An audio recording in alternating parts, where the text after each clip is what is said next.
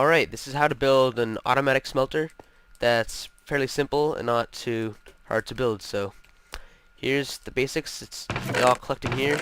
You load up all the things you want to smelt in here. You can turn it on XP mode where you flip this on, they will not leave the furnace, and you can pull them out for experience. Or if you want to go AFK, you can flip it down for automatic and they'll all filter into here.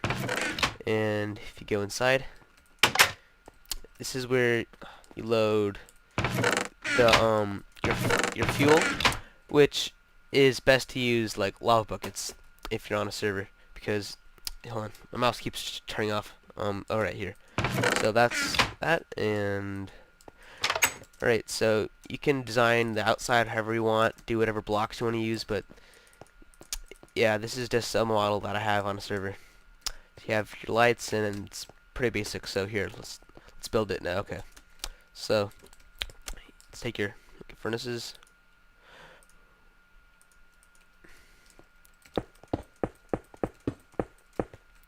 Eight furnaces. Then let's just make a little.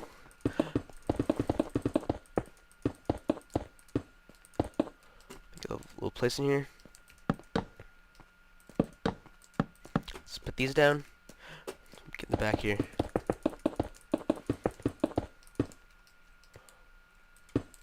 Okay.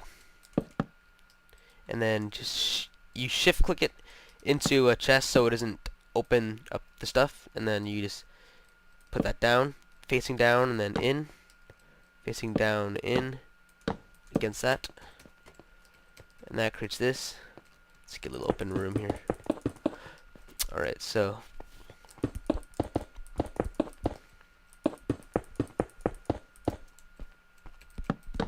you do this, let's just do down here, push those, and then just put it all the way across, and you can actually just fill these back up. You don't need all this extra space. It's just for building. I'm going to use iron blocks, and then it's this. This is how I did it. If you want to copy this design, just glowstone. You can put it also beneath that if you want to. That's completely optional, but you can. It's just a good way to light up the whole room without having glowstone all over the walls. And so yeah, they all lead into there, and then just hold shift. And if you're in fly mode, if you hold space and crouch, you'll actually be crouching midair, so you can just run along the side here. In crouch mode, just do that. And now what you're gonna want to do is pull out all these blocks. These blocks are actually gonna stay gone. You want to get rid of all these. I think a third row back as well. I'm not quite sure. I think. All right, so I'm just gonna do this. You don't have to actually break those blocks, but this is just for aesthetical reasons. Alright.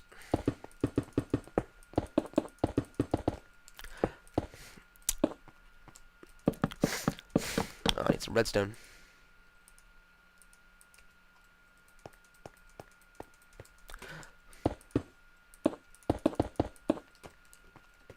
You actually don't need this whole wall. I think you don't need to dig three blocks back. I'm not sure, but you can just do it anyways. Right here.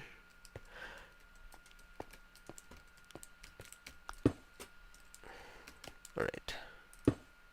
Let me actually get in this room. Hold on. Let's just make a wall here fast for this reason. Okay. You put a. I need that lever now. Put lever. Need that anymore. Let's do the sign thing. So here's the order. So it's just put a sign to tell you what it is. You can put it anywhere you want, but next to it would be best. Alright, so EXP, and then you go auto. So up, the items don't flow out of here. You'll see how that works in a second. So you can get the experience, or auto, it just filters out, so you can go AFK with that. Ah, sorry, my mouse keeps turning off, and you put new batteries in that soon. It's like 2% battery, so alright. Well, I'm assuming 2% because it keeps turning off. It's like on red. It keeps blinking. Alright, let's see. Let me just go in here. This will be easiest, so I know.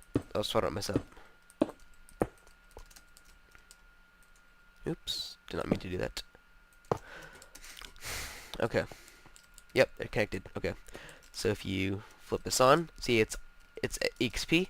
See how the torches light this? And if this torch here is powering this hopper, if this hopper is being powered, um, nothing can flow in or out of this hopper. So these items will not flow into this, which is how you can pull the items out to get experience.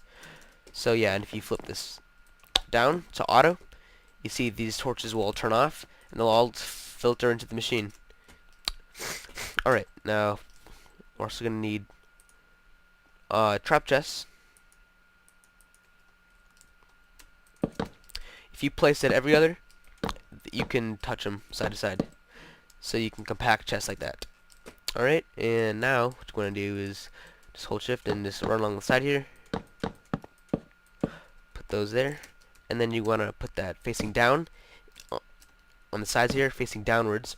And then you just go through each way, facing into this hopper right here. So looks like that. And then you're going to want to take, oh, it's to this side. So put the trap chest and then a normal chest. It's just because these can't really interlock there, but I suggest you use lava buckets because it's pretty fuel efficient if you don't have access to a lot of coal. So, right, so you just put that in there. These will all flow into the hoppers as fuel. So when an item's going down into the hopper, it'll put it in this slot for cooking, and when it comes in sideways into the, I keep saying hopper, furnace. If a hopper goes into the furnace sideways, it'll put it in as fuel. And then hoppers beneath the furnace will obviously take it out and put it into whatever you want to cook into. So yeah, that's basically the redstone behind that. Let me just get a door. Alright, this is what I do. I have this world, and then, oh yeah, you didn't have to actually dig out this.